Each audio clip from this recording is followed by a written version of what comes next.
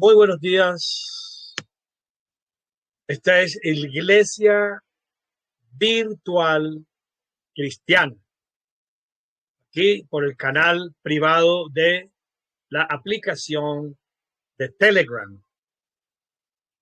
Y vamos a continuar hoy con el tema que venimos tratando desde el domingo anterior, que titulamos el Israel de Dios. A raíz de ese tema del Israel de Dios, que ya vimos cuál es verdaderamente el pueblo de Dios, o quiénes somos el pueblo de Dios, surgió esta otra temática de la Nueva Jerusalén, por supuesto, porque está ligada una cosa con la otra, ¿no? Algunas personas, como ya vimos en el domingo anterior, confunden a Israel con Jerusalén. Y cuando hablan de Jerusalén y lo confunden con Israel y así. Y la verdad es que no es así. Entonces hoy vamos a tener más clara nuestra opinión, nuestro conocimiento sobre qué es la Nueva Jerusalén y quiénes somos la Nueva Jerusalén y cuál es la verdadera Jerusalén, la Jerusalén por la que hay que luchar, por la que hay que poner todo nuestro énfasis, nuestra fuerza y nuestro enfocarse en esta Jerusalén, la celestial.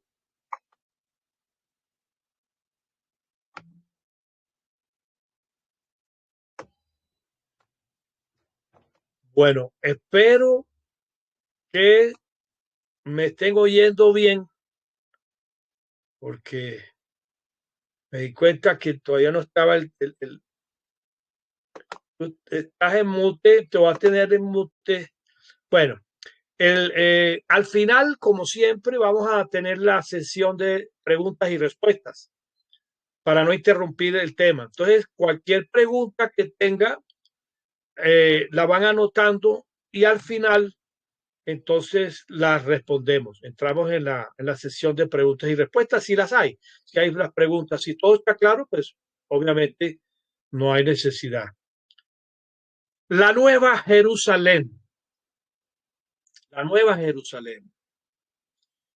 En Isaías 54, la palabra de Dios dice así: no temas, pues no serás confundida, y no te avergüences, porque no serás afrentada, sino que te olvidarás de la vergüenza de tu juventud, y de la afrenta de tu viudez no tendrás más memoria, porque tu marido es tu hacedor, el que es Dios de los ejércitos, tu redentor, el Santo de Israel, Dios de toda la tierra será llamado. Porque como a mujer abandonada y triste de espíritu, te llamó tu Dios. Y como a la esposa de la juventud que es repudiada, dijo el Dios tuyo: por un breve momento te abandoné, pero te recogeré con grandes misericordias. Con un poco de ira escondí de ti mi rostro por un momento, pero con misericordia eterna tendré compasión de ti, dice el Señor, tu Redentor. Isaías 54, del 4 al 8. Más adelante veremos cómo y cuándo el Señor cumple esta promesa que hizo en Isaías 54. Padre de la gloria, te damos gracias, Padre, porque tú eres bueno, grande y eterna es tu misericordia, tu fidelidad es para siempre y tu amor eterno. Padre celestial, como siempre te pido, Señor, abre los entendimientos, Señor, de las personas que están aquí en vivo y en directo escuchando este mensaje, y también Abre el entendimiento de las personas que lo escucharán en diferido. Padre de la gloria, te damos las gracias porque tu palabra es la verdad, porque tu palabra nos guía, porque tu palabra nos alimenta, porque tu palabra nos protege, porque tu palabra nos da vida, porque tú eres la verdad. Gracias, Padre Celestial, por ser tú hablando, Señor, los Espíritus Santo, Padre Celestial, a través de este siervo tuyo. A nombre del Señor Jesucristo y para tu gloria. Amén y amén. Bueno, aquí vemos claramente en Isaías 54 que Dios dice yo soy tu marido, tu hacedor, o sea, el creador, tu hacedor, el que te hizo, el que te hace, el que te hizo y el que te hace es tu marido, o sea, el creador, Dios. Él mismo está aquí diciéndonos eso. Pastor, pero ¿y qué tiene eso que ver con la Nueva Jerusalén? No se me precipite todavía. Lo que pasa es esto, y usted lo va a ver más adelante, cómo la Nueva Jerusalén somos nosotros, es decir, tú y yo, cómo la Nueva Jerusalén es el cristiano. Pero por eso parto del hecho en que nuestro marido, dice la palabra de Dios, es nuestro hacedor, es Dios mismo. Dice también el Dios de los ejércitos, redentor, dice el santo de Israel, dice Dios de toda la tierra será llamado. Aquí tenemos otra palabra, por ejemplo, donde se especifica que no es solamente Dios de Israel, el santo de Israel porque nació allá en Belén de Judá, pero dice Dios de toda la tierra, de toda la tierra. Isaías 54. Bueno, el hecho es que es nuestro marido, nuestro Padre Celestial, nuestro Dios, nuestro Hacedor, es nuestro marido. Y más adelante, vamos, ¿cómo se cumple esto de que va a ser nuestro marido? ¿Y cuándo va a cumplirse esto?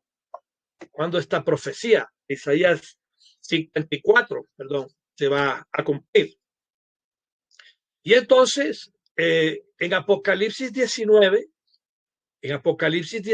vemos esto que dice así: oí como una voz de una gran multitud, como estruendo de muchas aguas y como la voz de grandes truenos, que decía aleluya, porque el Señor nuestro Dios Todopoderoso reina.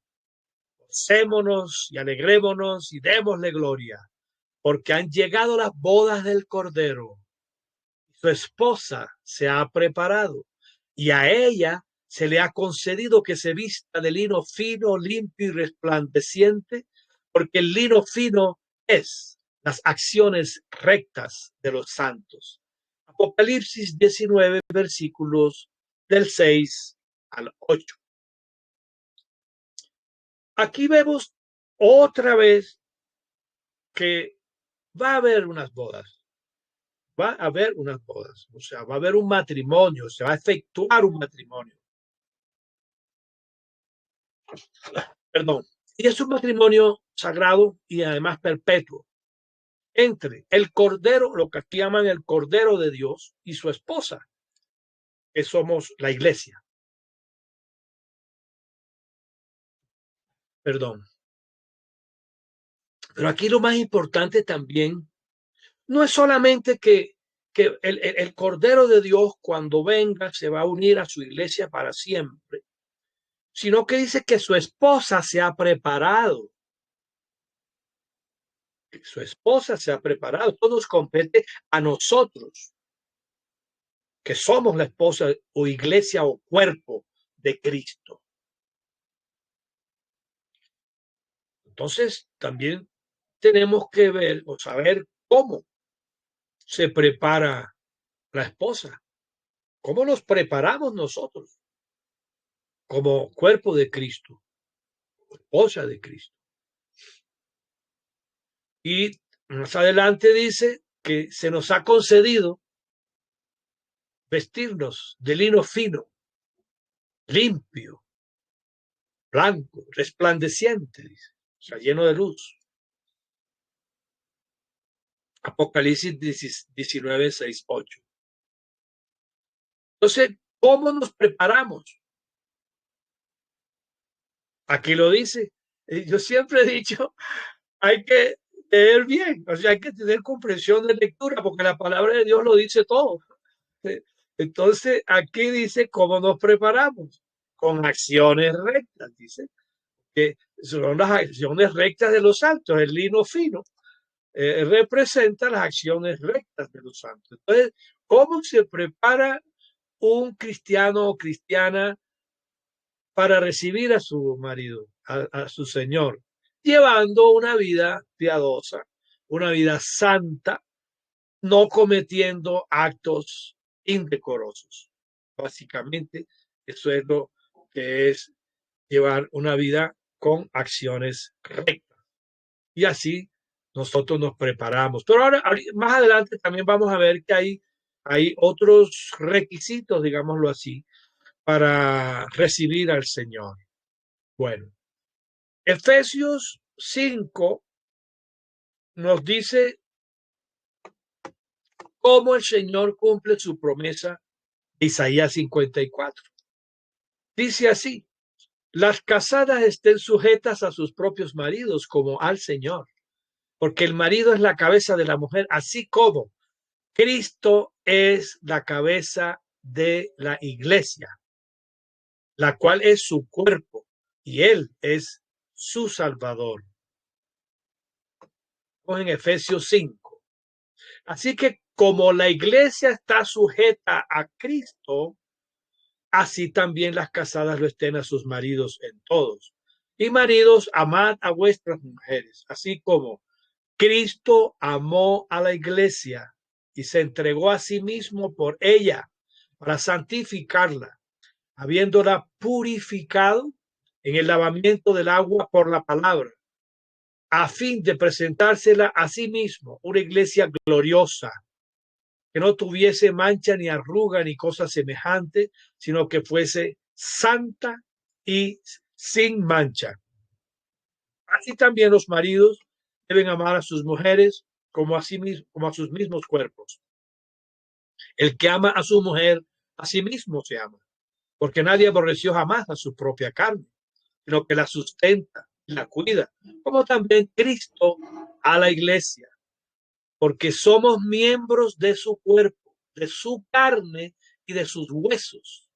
Por esto dejará el hombre a su padre y a su mujer, a su madre, perdón. Por esto dejará el hombre a su padre y a su madre y se unirá a su mujer y los dos serán una sola carne. En el caso de Cristo, con nosotros también somos un solo espíritu. Grande es este misterio, dice la palabra. Mas yo digo esto respecto de Cristo y de la iglesia, de nosotros. Por lo demás, cada uno de vosotros ame también a su mujer como a sí mismo y la mujer respete a su marido. Efesios 5, del 22 al 23. Efesios 5, versículos 22, 23. Aquí hay mucha cosa que tenemos que considerar. Y es la primera, que Cristo es la cabeza de la iglesia. Cristo es nuestra cabeza. Observemos que la cabeza es lo que prácticamente hace que nosotros funcionemos como cuerpo. La cabeza es lo que ordena los movimientos de las manos, ordena la voz, el hablar, ordena todo. O sea, todo está dentro de la cabeza. Cristo es la cabeza nuestra, es el que nos ordena lo que tenemos que hacer, a dónde tenemos que ir, cómo tenemos que movernos, lo que tenemos que hablar. Cristo es la cabeza, nosotros somos su cuerpo.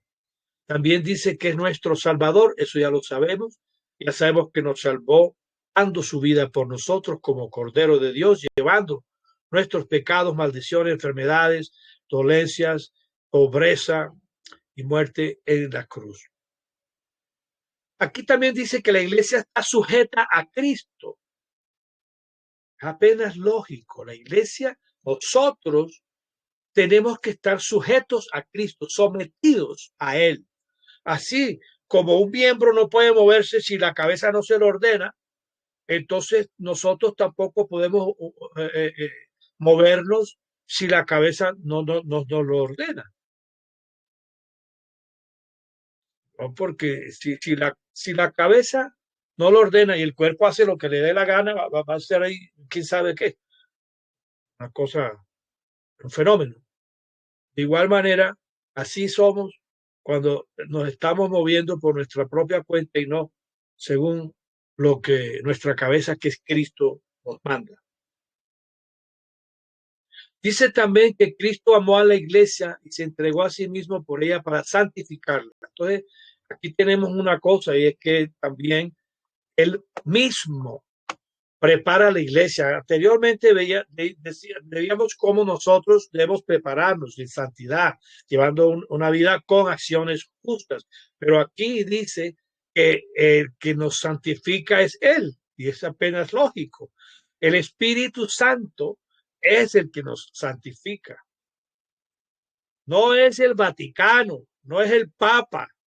No dicen que nombró santo a no sé quién, que nombró santa a no sé quién. No, mucho antes de que existiese el Vaticano, ya existían los santos y las santas de Dios, no nombrados por el Vaticano, porque Dios es el que santifica aún a los que el Vaticano ni siquiera conoce.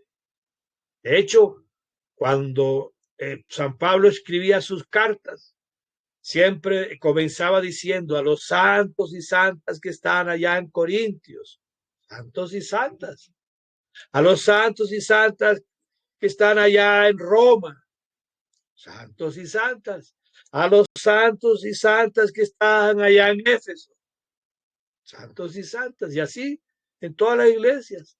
Luego, santos y santas somos los que hemos sido escogidos por Dios, porque santo quiere decir escogido, santa quiere decir escogida. Como somos llamados por Dios y escogidos, porque muchos son los llamados, pero pocos los escogidos. Prácticamente yo diría que llamados somos todos, que todos estamos llamados a entregarnos a Dios, pero pocos lo hacemos. Bueno, el hecho es que Jesucristo mismo, a través de su Santo Espíritu, el Espíritu de Dios es el que nos santifica, santificó a su iglesia, santifica a su iglesia aún. Dice, purificándola en el lavamiento del agua por la palabra. Entonces aquí tenemos una analogía de cómo utiliza el agua para limpiarnos a nosotros, purificarnos, purificar y limpiar es lo mismo, eh, como si fueran nuestros cuerpos, pero en este caso nuestros espíritus. Y dice, perdón, que es por la palabra. Asimila, hace la similitud, perdón, el, de la palabra con el agua.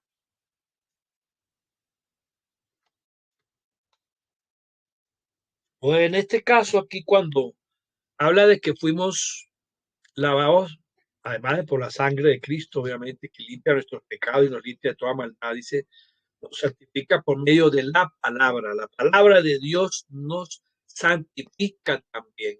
La medida en que uno esté sumergido en el verbo de Dios, ya estamos también siendo santificados. Y dice que eso tiene como objetivo presentársela a sí mismo. O sea, Él nos santifica para presentarnos a sí mismo en el matrimonio.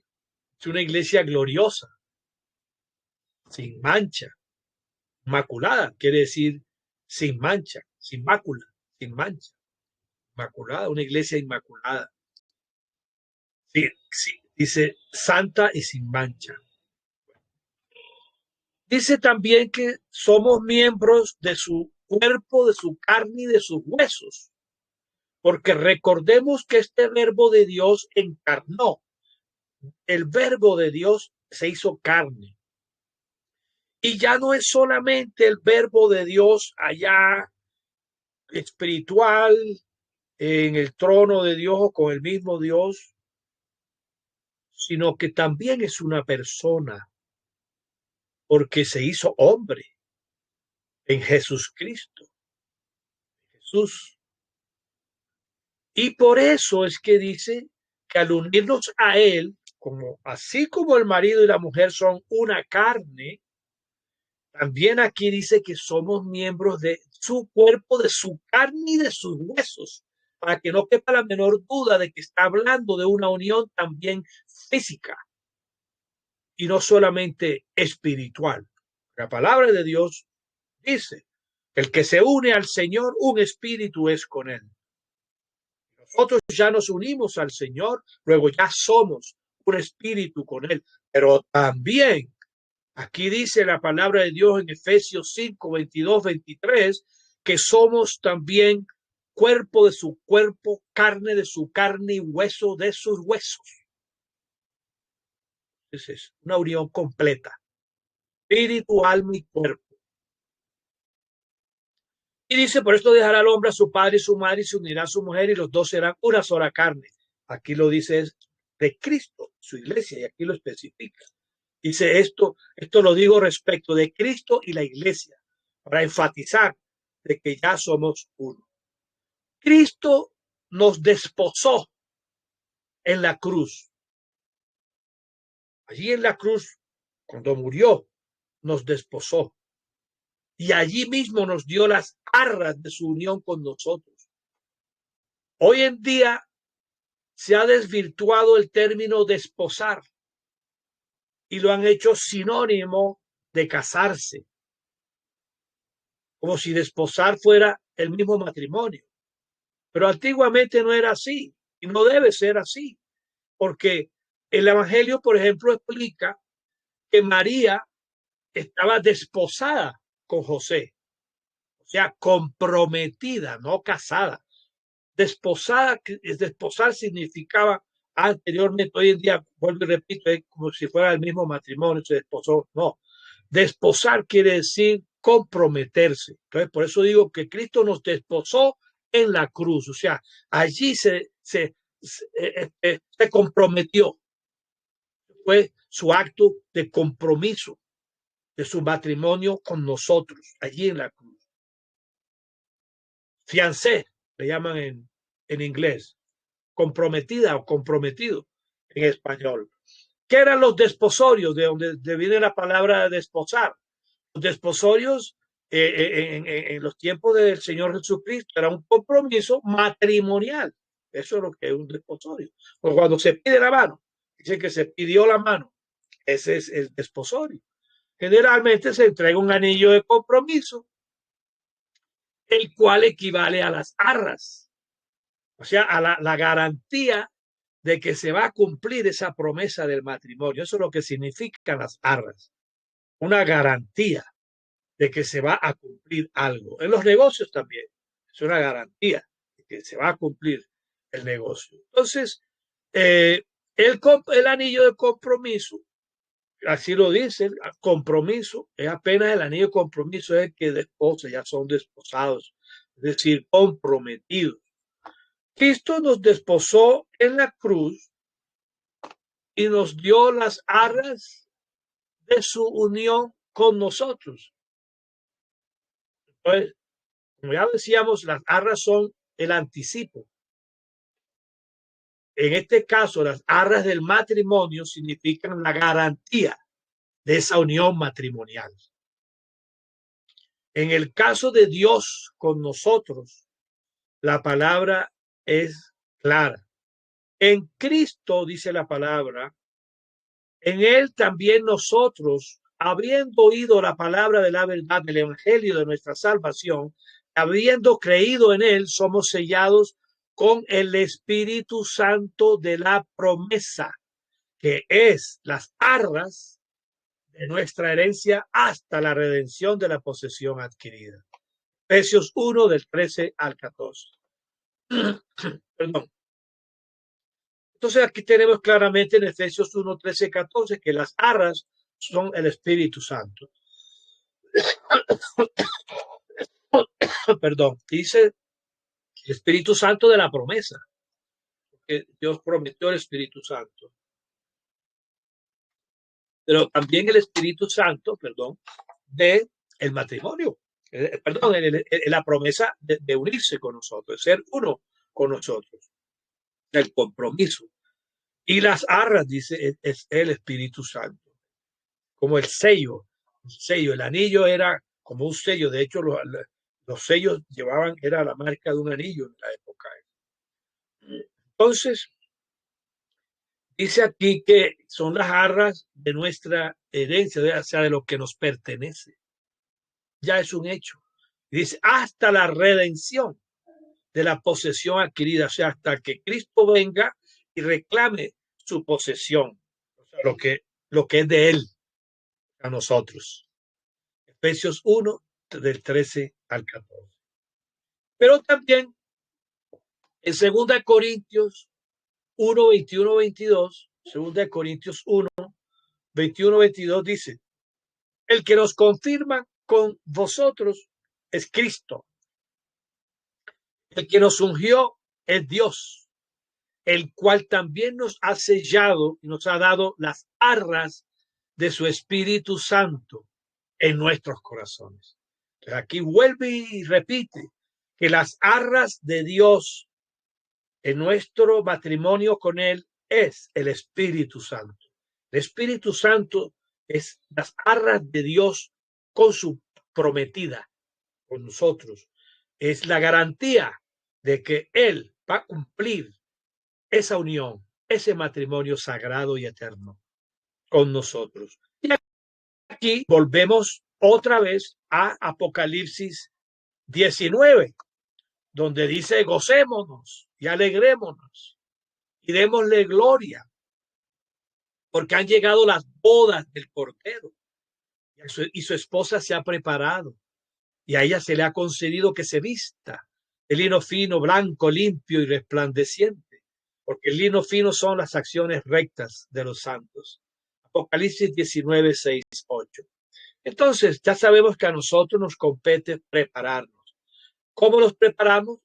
Llevando una vida santa, acciones rectas, como dice ahí. Dios es tan lindo que nos ha concedido que nos preparemos, o sea, para recibirle a Él como esposo.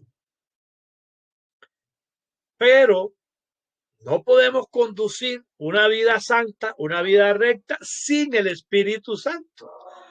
Así que por eso Él mismo, por eso digo que es lindo, con las arras que nos da de su Espíritu Santo, nos ayuda a que nos preparemos para recibirle, a que nos preparemos para cuando regrese por todos nosotros. Porque si no nos diera esas arras del Espíritu Santo, sería muy difícil esa preparación nuestra para recibirle en santidad, sin mancha. Por esto es tan importante que mantengamos nuestras lámparas, es decir, nuestra luz, la luz que hay en nosotros, llenas del aceite del Espíritu Santo. Aleluya. Para que no se apaguen, llenas del aceite, para que no nos pase lo de las desposadas necias, insensatas, imprudentes, no sabias, de Mateo 25. La palabra de Dios dice en Mateo 25, el reino de los cielos, hablando del Señor Jesucristo, será semejante al reino de los cielos, que es el que estamos hablando, la Nueva Jerusalén. Dice, el reino de los cielos será semejante a 10 vírgenes que tomando sus lámparas salieron a recibir al esposo. 5 de ellas eran prudentes y 5 insensatas. Las insensatas tomaron sus lámparas, pero no tomaron consigo aceite. Las prudentes tomaron aceite en sus vasijas juntamente con sus lámparas. y el esposo se tardaba en llegar. Entonces todas ellas cabecearon y se durmieron. A medianoche se oyó un clamor. Aquí viene el esposo. Salid a recibirle. Entonces todas aquellas vírgenes se levantaron, arreglaron sus lámparas y salieron a recibirle. Pero las insensatas le dijeron a las prudentes, dadnos de vuestro aceite, porque nuestras lámparas se apagan. Pero las prudentes respondieron, para que no nos falte a nosotros, a nosotras y a vosotras, id más bien a los que venden y comprad para vosotras mismas aceite. Pero mientras iban ellas a comprar ese aceite, vino el esposo. Y las que estaban preparadas, por eso es importante, estamos hablando de la preparación de la esposa del cordero, las que estaban preparadas, únicamente las que estaban preparadas, dice, entraron con él a las bodas. Se cerró la puerta. Después, dice la palabra, vinieron las otras vírgenes. Señor, ábrenos. Él respondiendo dijo, de cierto os digo, no las conozco. Vigilad pues, porque no sabéis el día ni la hora en que el Hijo del Hombre ha de venir. Mateo 25, del 1 al 13. No sabemos cuándo viene nuestro esposo, nuestro marido, nuestro hacedor. Porque la palabra es clara, nadie sabe el día ni la hora, solo el Padre Celestial. Entonces, aquí dice que todas se durmieron. Y tenemos que estar vigilantes. Aquí dice, por eso dice, vigilad. Tenemos que estar en vigilia permanente porque no sabemos cuándo va a llegar nuestro esposo, nuestro marido, nuestro hacedor, para vivir con nosotros en la Nueva Jerusalén, en el reino de los cielos que él está hablando aquí. Solamente pudieron casarse con él las que estaban preparadas, precisamente. Y la preparación consistía en que las lámparas alumbraban por el aceite la que les daba la luz. Y yo les voy a decir las cosas que, según la palabra de Dios, apagan ese aceite, apagan la lámpara, apagan al Espíritu Santo, las cosas con que usted y yo apagamos al Espíritu Santo. Pero primero debo decirle las cosas que entristecen al Espíritu Santo, porque antes de apagarse, el Espíritu Santo se entristece. Es lo primero. O sea, usted y yo lo entristecemos. Y luego de que ya se ha entristecido el Espíritu Santo, entonces ahí es que se apaga. Pues que se apaga. Debemos entonces cuidar de no entristecer, a no apagarlo. O sea, cuidar de no entristecerlo para que no llegue a apagarse. Las cosas que entristecen al Espíritu Santo están bien definidas en Efesios 4. Efesios 4 dice así, que voy a decir primero las cosas que lo entristecen y después leo la palabra. Las cosas que lo entristecen según esta lectura son la mentira, la ira, el hurto, el no trabajar, las malas palabras, las palabras corrompidas, la amargura, el enojo, la ira, la gritería, la maledicencia y toda malicia. Ahora sí voy a leer Efesios 4, del 25 al 32.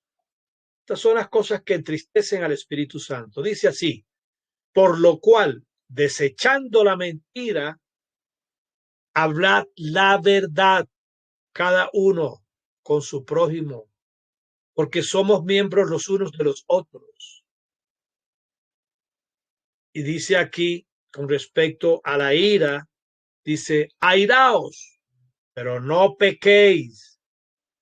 No se ponga el sol sobre vuestro enojo, ni le deis lugar al diablo.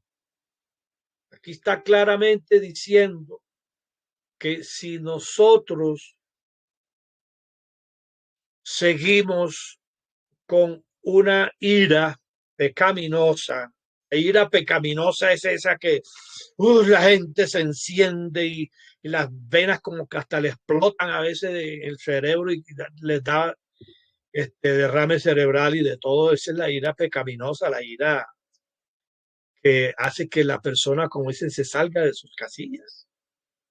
Y peor aún, si, si esa ira se mantiene, dice aquí, que eso es prácticamente llamar al diablo, dice, darle lugar al diablo, si abrirle una puerta a que espíritus inmundos se posesionen de nosotros.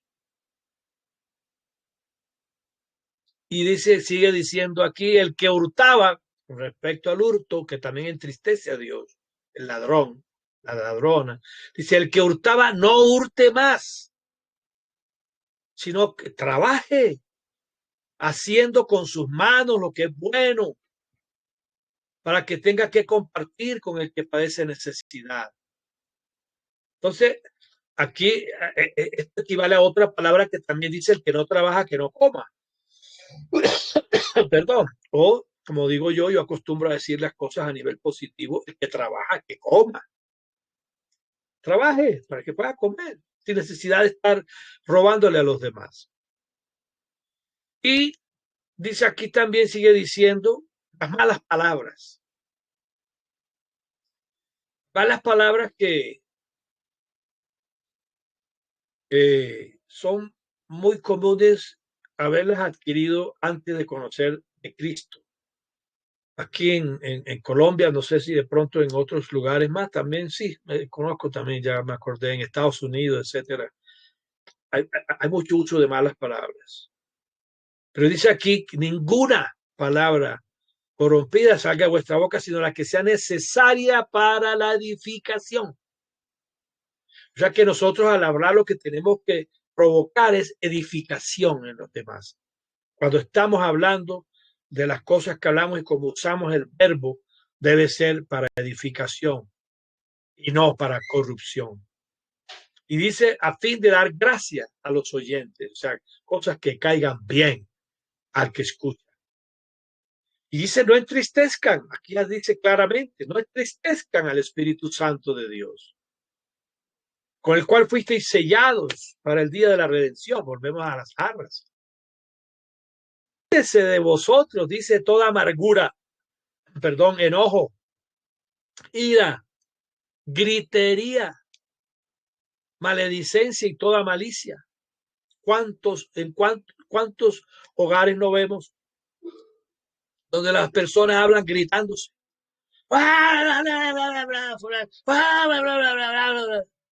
Pues esa gritería entristece al Espíritu Santo. ¿Qué dice la palabra? La respuesta blanda aplaca la ira. Aleluya. Una, una voz que provoque paz, edificación. La ira, ya saben entonces. Baje la voz. Bajito, bajito. Bájeme la voz. Desarme los espíritus. La gritería entristece al Espíritu Santo.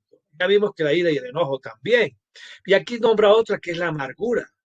La amargura entristece al Espíritu Santo. Y la amargura, la gran mayoría de las veces, es causada por una ira. Porque después de la ira ya la persona queda amargada. Por eso es que dice, no le deis lugar al diablo. O sea, para ahí. Y la ira, ya, cálmate. Dice, que no le que no se ponga el sol sobre vuestros ojos. Quiere decir que no te duermas, que no vayas a la cama a dormir, con ese enojo, con esa ira, porque así entonces va a continuar, sino que ya pasó el día, ya, ahí llegó la ira entonces, ya, duérmete tranquilo y el día de mañana será otro día, porque si no le vas a dar lugar al diablo, dice aquí la palabra, no yo. Entonces, la amargura, dice en otra palabra, también contamina. Y de ahí viene el cáncer. Muchas veces el cáncer es producido por la amargura. Amargura, la raíz de amargura de que habla la palabra. La raíz de amargura contamina, dice, contamina. Por eso uno ve que el cáncer se va de un lado para otro y de otro para otro e invade todo el cuerpo. Y las personas a veces no saben que están amargadas, no saben ni siquiera a veces qué les produjo esa amargura, pero viven amargadas. En la vida viven una vida amargada, o sea, una vida que no es feliz, una vida que causa tristeza en ellas. Y por eso contaminan su cuerpo con el cáncer y contaminan con su amargura a todos los demás que viven alrededor. Porque la persona amargada, porque está amargada, quiere ver amargado al otro. Y no está contenta hasta que con su amargura amarga al otro. Ya cuando ella ve que el otro está amargado, porque ella está amargada, entonces ahí se satisface su amargura y así sigue contaminando. Es una cadena horrible del diablo. Entristece al Espíritu Santo. Por eso nosotros, el cristiano, la cristiana, no debe ser amargado, no debe ser amargada, no debe estar con griterías.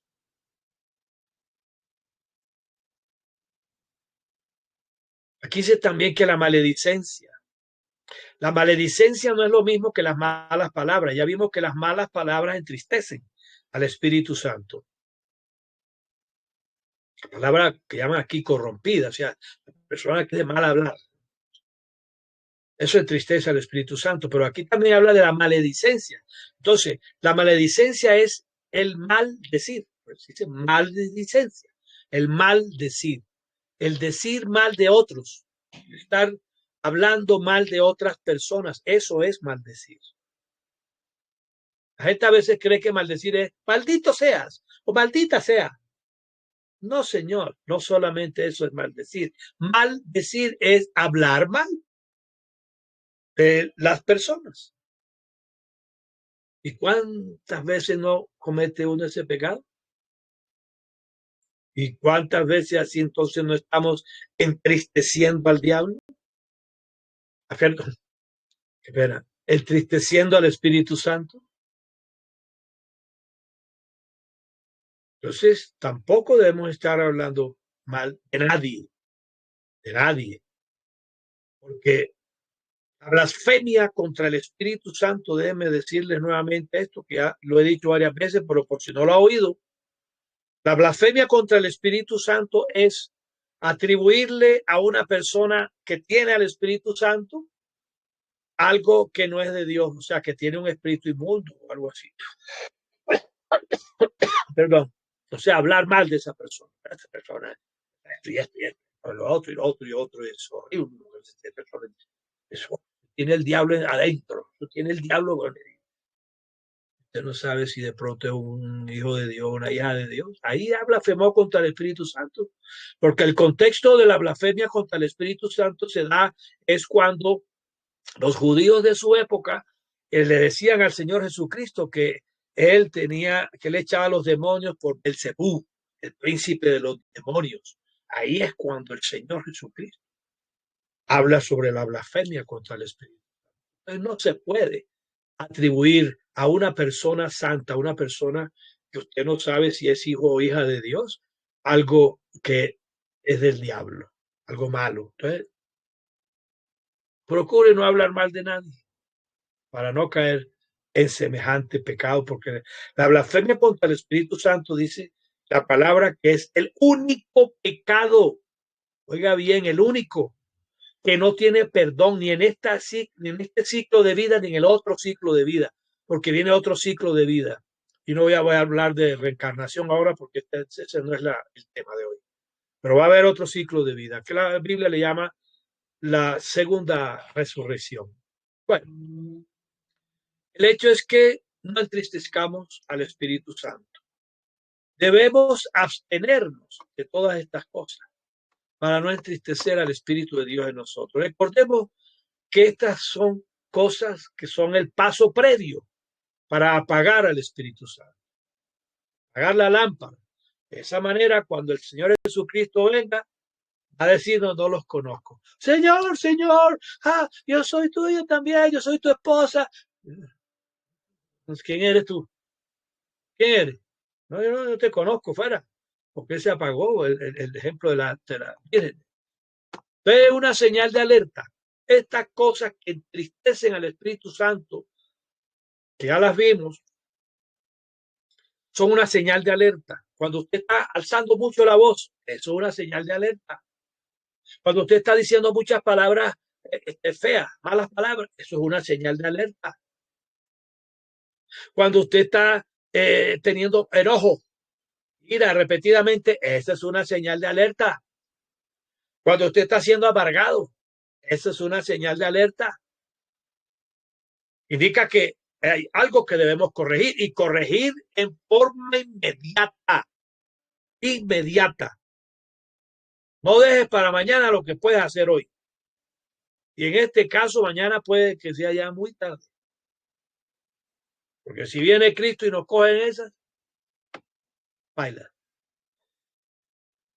Entonces, las instrucciones que nos da Dios para mantener el Espíritu Santo encendido, la lámpara encendida, para que no se apague. Las instrucciones están claramente especificadas en Primera de Tesalonicenses 5, y lo voy a leer.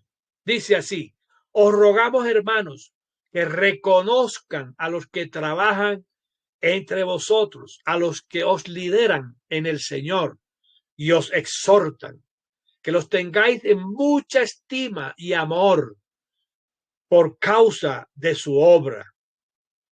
Aquí habla obviamente de los pastores, de los evangelistas, de los maestros, de los apóstoles, de los profetas, de todos los que trabajen en la obra del Señor. Así tiene usted su lámpara encendida, fíjese bien, reconociendo a los que trabajan en el Señor. ¿Y cómo lo reconocen? No es que yo, si yo reconozco a fulano y tal. No, reconocen es financieramente y también con respeto, obediencia. Esa es una. Dice, tened paz entre vosotros. Esta es otra manera de mantener la lámpara encendida, teniendo paz. Ya vimos que las discordias, la riña y todo eso no cae bien, la ira y todas esas cosas. Pero aquí ya es las instrucciones para mantenerlo encendido, mantener la paz entre todos los que habitan en un hogar, digamos que es el prójimo es el próximo, mantener la paz, amor, gozo y paz. También dice, os rogamos que amonesten a los ociosos. Amonestar a los ociosos es lo que decíamos en el versículo anterior con respecto al ladrón. Invitarlo a que trabaje. Entonces, aquí en este caso, amonestar a los ociosos, a los ociosos, es que esos que uno ve que son vagos, que no están haciendo nada y que no producen ni nada. Entonces, amonestarlos quiere decir exhortarlos, invitarlos a que hagan algo productivo. Todos podemos producir. ¿Por qué? Porque Dios nos ha dado talentos a todos. Dios nos ha dado talentos a todos. Y dice también que alentemos a los de poco ánimo, las personas que son como de un ánimo ahí quieto, que necesitan que alguien las puye, como dice, pues entonces puyémosla, o sea, pero no puyémosla en el sentido negativo de la palabra, sino alentándolos, estimulándolos, que hagan esto, a que hagan lo otro. Mira, aplica acá a este empleo, mira, manda tu hoja de vida allá, mira que tú que tienes esta facultad de hacer negocios, mira, aquí hay un negocio bueno, examina ese. Es decir, que hagan algo, pero que no estén ociosos, que no estén sin hacer nada. Dice aquí también, eh, perdón, que alentar a los de poco ánimo, eso también es lo mismo, alentar a los de poco ánimo. Dice sostener a los débiles. Esto ya es otra cosa. Sostener a los débiles es aquellas personas que son débiles en cuanto a seguir la palabra de Dios, en cuanto a obedecer la palabra de Dios. Caen. Los débiles son los que caen fácilmente en el pecado y pecan una y otra vez y otra vez y otra vez. Entonces aquí dice sostenerlos. Sostenerlos es decir, para que no pequen, para que no estén repitiendo el pecado que los hizo débiles. Porque la verdad es que entre más peque uno, pues obviamente más débil va a ser. Y como consecuencia, esa debilidad entonces va a cometer pecados más frecuentemente por esa debilidad. Aquí lo quise sostenganlo a los débiles, o sea, fortalezcan, sostenerlos, sosténgalos, fortalezcan. Y dice aquí que seamos pacientes para con todos. Ay, que no, ya qué voy a hacer con esta persona. Ay, Dios mío, dame paciencia. Ay, Dios mío. Cuando usted dice dame paciencia, está trayendo sobre usted todas las pruebas del mundo. Porque Dios, para darle a usted paciencia, lo que hace es darle pruebas. De manera que, ya eso también lo he dicho antes, no pida paciencia. Dame paciencia, pues te van a dar pruebas. Sé paciente para con todo. La paciencia es un fruto del Espíritu Santo que se consigue después de estar uno practicando el amor, el gozo y la paz de Dios. Ahí viene la paciencia. Del amor, del gozo y de la paz de Dios. Ahí viene la paciencia. Luego, hay que desarrollar también el fruto del Espíritu Santo. Dice aquí, mira que ninguno pague a otro mal por mal. Este me la paga. No, señor, eso apaga el Espíritu Santo. Más bien. Entonces, nadie pague a otro mal por mal. Antes dice, seguir siempre lo bueno, los unos para con los otros y para con todos. Dice, está siempre gozosos. Eso mantiene al Espíritu Santo encendido. Estar siempre gozosos, siempre con el gozo del Señor. Y fíjense que es la contra de la amargura. Lo opuesto al estar amargado, que eso es lo que causa la tristeza y después apaga el Espíritu Santo. Aquí nos da, en esto nos da, por eso decía las instrucciones para mantener el Espíritu Santo encendido, siempre gozosos, pero no gozosos con una alegría del mundo, no gozosos con una alegría mundana, no. El gozo del Espíritu Santo, ese gozo es fruto del Espíritu Santo, fruto del amor, porque el amor es el que produce el gozo. Si usted siente amor, usted va a sentir gozo. Así es sencillo. Porque el amor produce gozo. Eso es lo que el amor produce. Pero estamos hablando del amor de Dios que produce un gozo de Dios. Que no es el de los carnavales ay, echa para allá, y, uy, esa persona sí es alegre, y no sé qué. Ese es otro, eso ya no es gozo, sino goce. Un goce pagano. Eso es otra cosa. Sí, hay que ser alegres, obviamente. O sea, parte de tener el gozo. Y de que le guste la música, sí. Si danza, dance. Claro que sí. Pero todo dentro del Señor y hace todo decentemente y con orden. Bueno, aquí sigue diciendo, estad siempre gozoso. Dice, orad sin cesar. Entonces la oración es otra de las formas que vamos a mantener la lámpara encendida. Ese aceite del Espíritu Santo dándonos a nosotros luz, la oración, dice, y sin cesar. O sea que ustedes deben orar en todo tiempo, en la mañana, en la tarde, en la noche. No es como decían antes que en los salmos y que de mañana busco tu voz, cuando amanece te busco a ti de madrugada. No, señor, que madrugada ni que nada, a toda hora. Cuando se levante, cuando se acueste, o sea, ore siempre. Cuando vaya por las calles y de todo, ore. Orad sin cesar, sin cesar. Eso mantiene al Espíritu Santo encendido.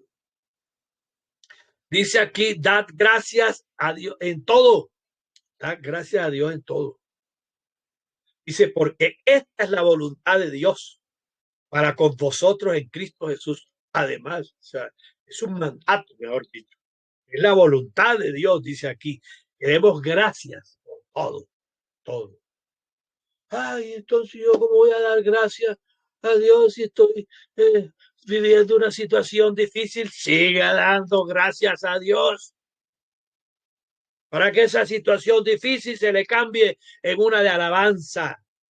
Recuérdese cuando Pablo y su compañero estaban en ese calabozo, en un calabozo maloliente con cadenas y grillos en las muñecas y en los tobillos. Tenían cadenas. Un calabozo que era lo último que había en las celdas esas putrefactas. Y empezó San Pablo, que ese sí sabía cómo con el compañero a alabar a Dios, a cantar cánticos de alabanza a Dios, a alabar y adorar a Dios. Y Dios mandó un terremoto, mandó un terremoto que las cadenas se les saltaron de los tobillos, de las muñecas, de todos lados, quedaron libres. Sí, que el carcelero se asustó. El carcelero pensó que se habían escapado y en el terremoto y la cuestión, porque o sea, ni celda ni nada, todo se derrumbó, todo se derrumbó. Cambió el lamento en gozo, cambió la amargura en alabanza, pero porque alabó. Nosotros no alabamos cuando vencemos, no, porque se podría considerar que, bueno, hay victoria, entonces alabemos al Señor. No, nosotros alabamos para conseguir la victoria, es decir, antes de la victoria alabamos. Y obviamente seguimos alabando después de la victoria, pero la alabanza es la que da la victoria. Entonces, mantengámonos dando gracias en todo y por todo a Dios, porque eso hace parte también del gozo. Dando gracias a Dios, siendo agradecido con Dios por todo, por todo, por todo. Dice aquí, no apaguéis al Espíritu. Aquí ya dice claramente, no apaguéis al Espíritu. Y también dice aquí otras cosas que apagan al Espíritu. Dice, es el menospreciar las profecías. Por eso dice, no menosprecien las profecías. ¿Por qué? Porque menospreciar las profecías es menospreciar a los profetas. Y menospreciar a los profetas es menospreciar a Dios, que es el que está dando ese mensaje a los profetas. Luego, usted al menospreciar a un profeta, realmente no está menospreciando al profeta, está menospreciando a Dios, que es el que está dándole el mensaje a ese profeta, que la profecía es mensaje de Dios. Los profetas lo que hacen es eso, transmitir mensajes de Dios. Luego, no menosprecie la profecía. Dice examinarlo todo, pero retener lo bueno. Examine todo, retenga siempre lo bueno, lo negativo, deséchenlo. Mi cassette, aquí, ¿cómo se llame? Hoy en día, los términos del computador, la memoria. La memoria mía son cosas positivas, cosas buenas. Yo retengo lo bueno, porque así dice la palabra. Yo examino todo, pero retengo lo bueno, lo negativo, chao, a la basura, la canesca de basura. No voy a permitir que lo malo entre a mi vida y me contamine a otros. Examinarlo todo y retener lo bueno. Estas son cosas que mantienen al Espíritu Santo vivo, encendido. Retener usted siempre solo lo bueno, lo negativo, chao. Y las personas negativas también, chao. Lo que llaman hoy en día personas tóxicas. Adiós. Ahora, usted tiene que retener en lo bueno, no lo malo. Y dice aquí luego, para terminar, absteneos de toda especie de mal. O sea, No hagas nada que sea malo. Dice, y ahí dice aquí, promete el mismo Dios te santificará por completo cuando haces todo esto. El mismo Dios lo santificará por completo. Entonces, una de las formas que el Señor Jesucristo está haciendo para nos presentar a sí mismo una iglesia santa, una iglesia gloriosa, sin mancha. Dice, todo vuestro ser, espíritu, alma y cuerpo será guardado irreprensible para la venida de nuestro Señor Jesucristo. O sea, así es que nos guardamos sin mancha para cuando nuestro Señor Jesucristo venga a casarse con nosotros. Primera de Tesalonicenses, capítulo 5, versículos del 12 al 23.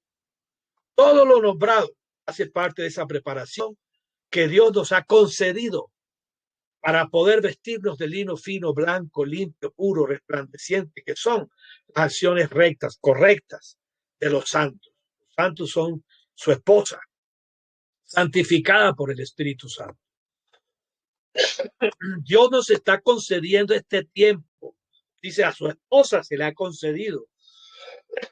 Perdón.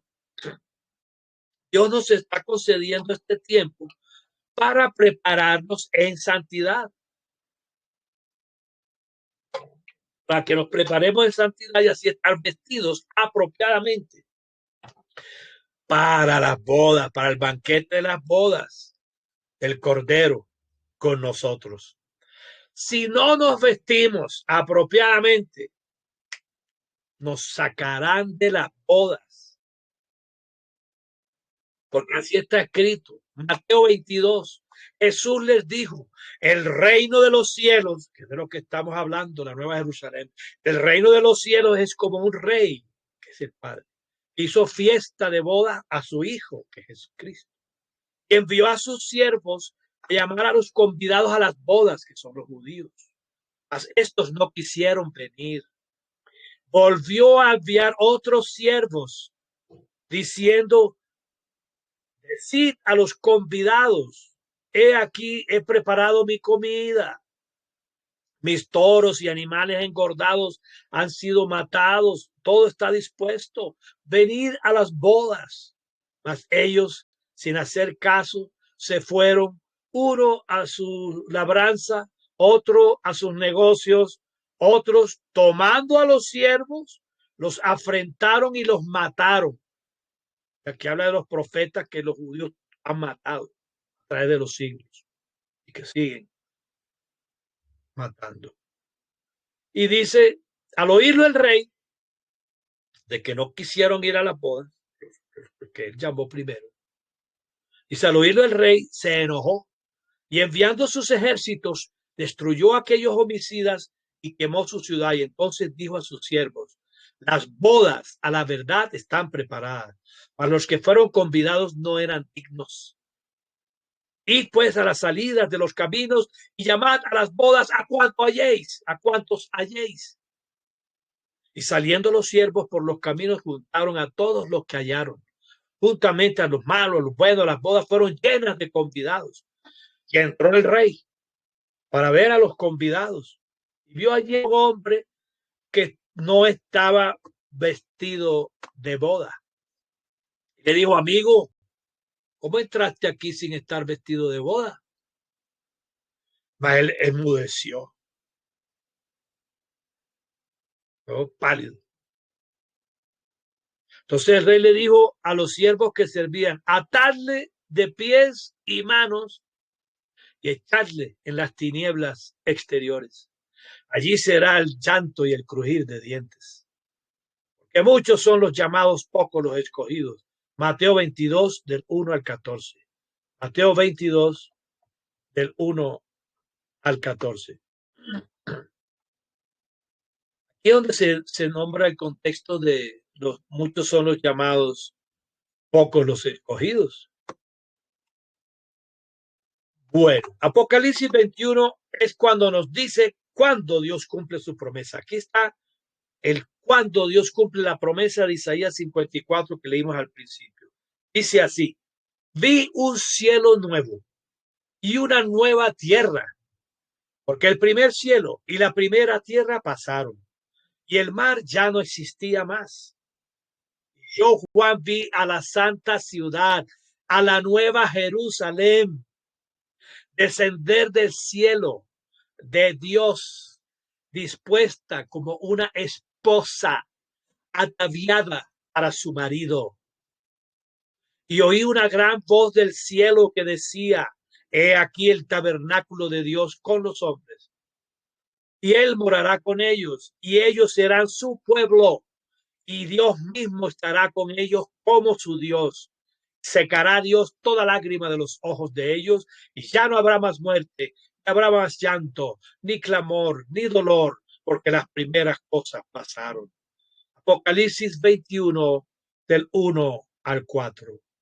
Aleluya, aleluya.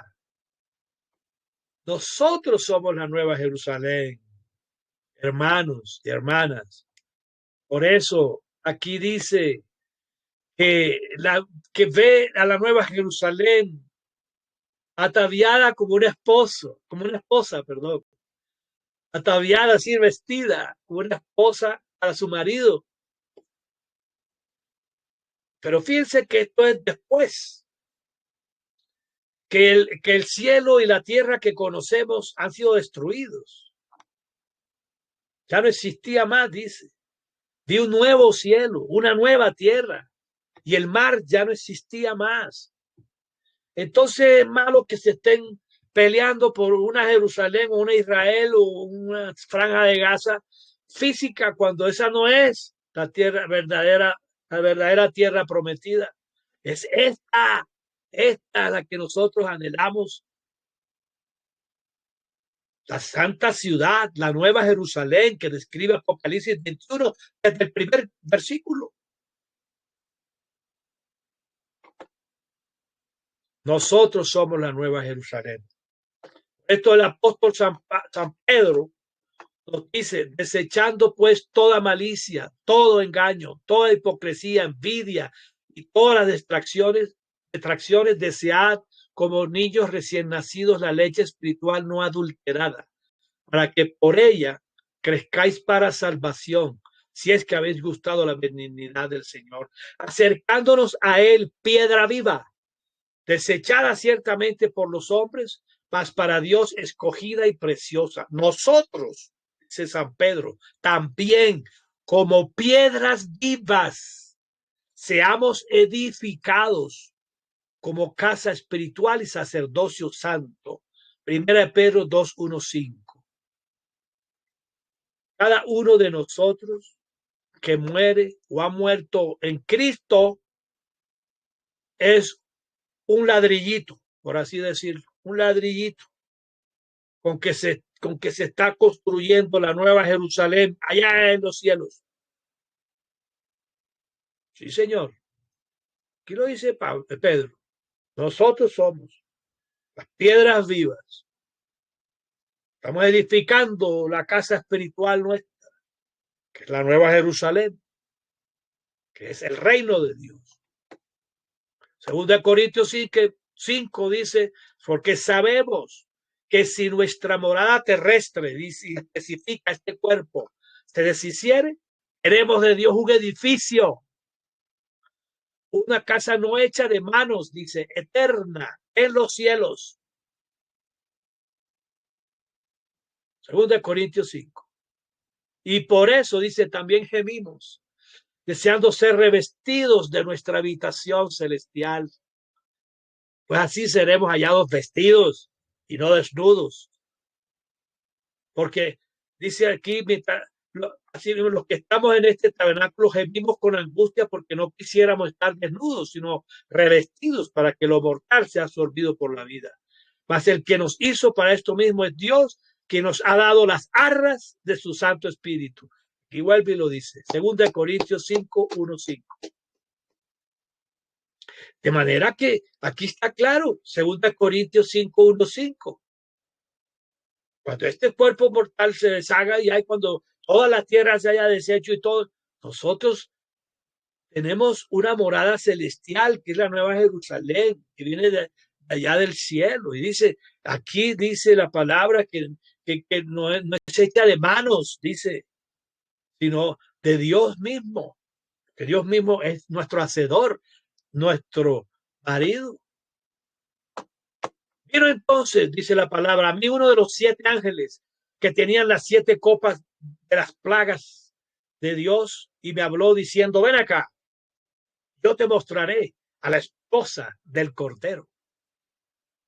Y me llevó en el espíritu a un monte grande y alto y me mostró a la gran ciudad santa de Jerusalén, que descendía del cielo de Dios, teniendo la gloria de Dios. Y su brillo era semejante al de una piedra preciosísima, como piedra de jaspe, diáfana como el cristal. Apocalipsis 21 del 9 al 11. Aleluya. Observemos entonces que dice, ven acá y te mostraré a la esposa del Cordero, a la esposa del Cordero. Somos nosotros, dice, y me mostró la gran ciudad del Santa de Jerusalén, dice luego. O sea, ¿quién es entonces la esposa del Cordero? La gran ciudad santa de Jerusalén. Y esa es la que Dios quiso para sí mismo y por eso es que Él habita ahí, y que Él es su pueblo y que nosotros somos su Dios. Esto está claro, Apocalipsis 21, 9, 11. Te mostraré a la esposa del Cordero. Y me llevó a un monte alto y me mostró a la esposa del Cordero, o sea, la gran ciudad santa de Jerusalén, que descendía del cielo. No es la física geográfica aquí que se están peleando y matando.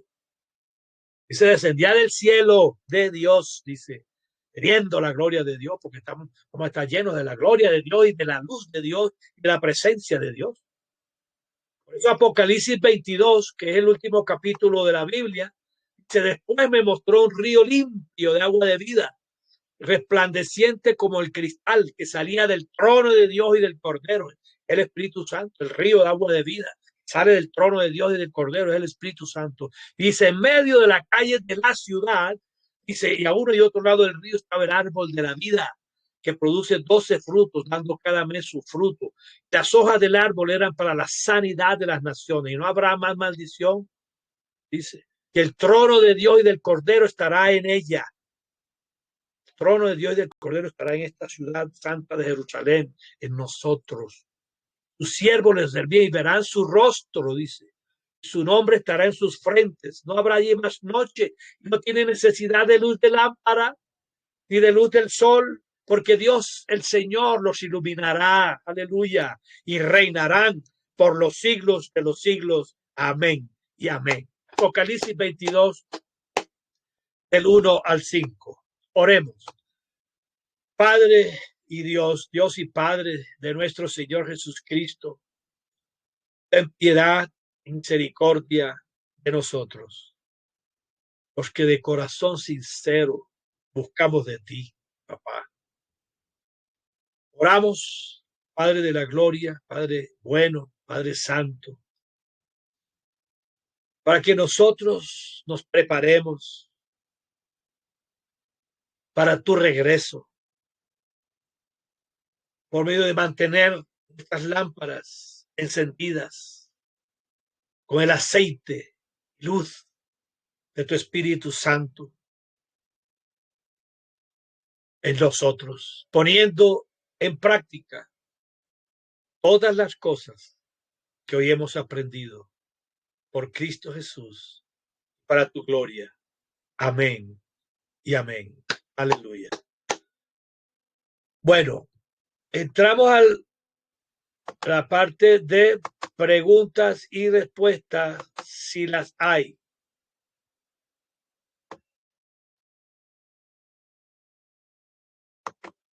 Estás en mute, Claudia, por si quieres hablar, estás en mute.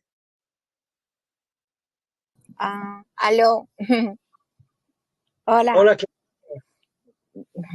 No, la pregunta mía, cuando tú dices la Nueva Jerusalén, es la misma de la tierra prometida, la segunda. Sí, sí. La Ya. verdadera tierra prometida. La que Josué segunda, que Josué le dieron como Moisés, como el no, esa fue la primera. Ahora, ya. por eso digo que dices bien al decir la segunda tierra prometida. Qué Por bueno. eso la segunda.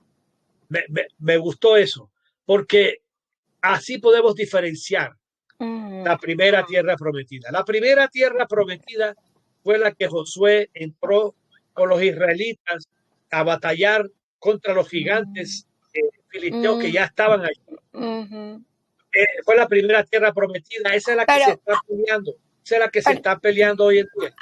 Sí, tengo una duda porque esa no fue donde Josué le pregunta al Señor por Moisés, que dónde está Moisés, que se desapareció, que dónde murió. No. Sí.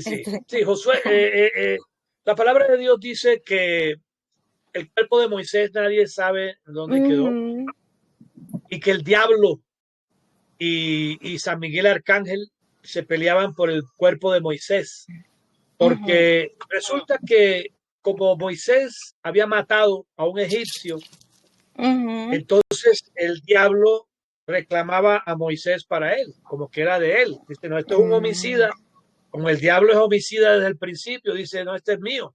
Entonces el arcángel San Miguel, que es el que, digamos, el que Dios ha puesto para batallar del lado nuestro, del lado de los seres humanos, le decía, no, Señor, el Señor Jesucristo te reprenda.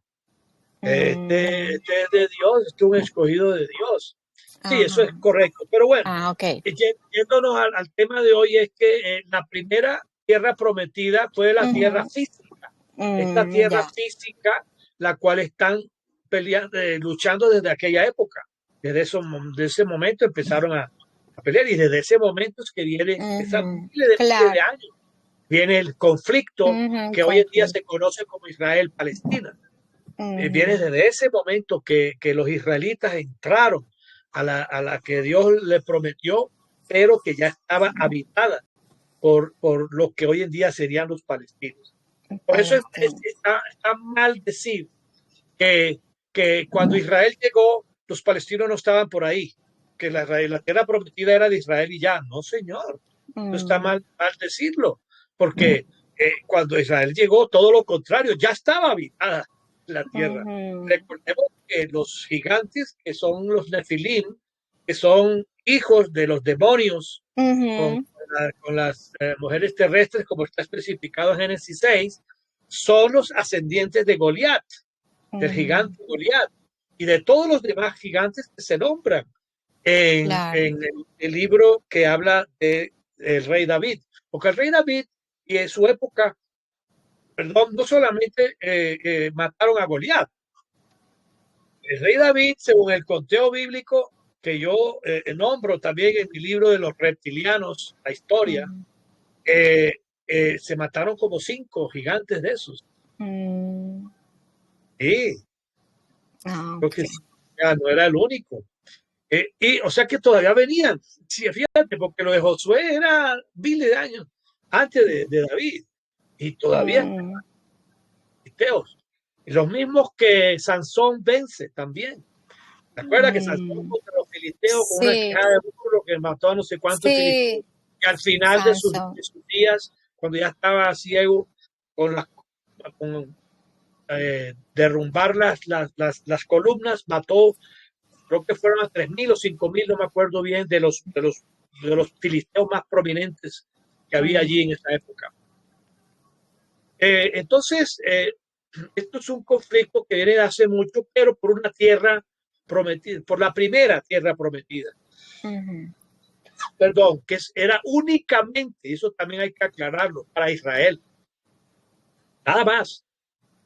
En cambio, esta segunda tierra prometida, es la nueva Jerusalén, no es para Israel únicamente, es para todos los creyentes en Cristo, porque Cristo es nuestro marido, el esposo de la iglesia. Esta es la segunda tierra prometida, que es la verdadera. ¿Por qué? Porque no se va a acabar, es eterna. Esta otra se va a acabar, como vimos ahorita. El cielo y tierra pasarán, ¿cierto? La tierra ya no va a existir, nada, ni Israel, ni nada, ni Jerusalén, nada, ni el mar, ni los cielos que conocemos hoy, las estrellas, el sol, la luna, todo eso va a desaparecer. Dice que las estrellas van a caer. El sol sin saber todo. Entonces va a haber un nuevo cielo y una nueva tierra. Y allí claro. es donde viene la Jerusalén celestial, viene de los cielos, Mm, viene de acá. Y esa ah, ok. es la verdadera tierra prometida, la segunda tierra La prometida, como segunda. lo dijiste. La Amén. nueva Jerusalén es la nuestra, es la Ujú, del cristiano y la de todo el que cree en Cristo. No tiene raza, no claro. es de los israelitas o de los palestinos o de China, es de todo el que De cree en todo Cristo, el que de cree en todo el Cristo. cuerpo de Cristo, de todo el que es iglesia de Cristo. Por eso es tan importante que la gente conozca de Cristo, ¿sí? En China y en India y en todos lados, en Arabia, etcétera, porque realmente Jesús Cristo es el Salvador y no Así hay es. otro, no hay otro. Entonces, y a nosotros nos compete eso, de hablar Ah, a bueno. otros de Cristo, precisamente para que puedan tener acceso a la nueva Jerusalén, a la verdadera tierra prometida, que es el reino de los cielos y en el cual nosotros reinaremos con Cristo. ¿Alguna otra Ah, preguntita? ok. No, era esa la duda. Bueno, Claudita, Dios te siga guardando y bendiciendo. Gracias por tu Amén, intervención, gracias. muy apropiada. Dios te guarde y Ah, bueno. bendiga. Amén y amén. Amén.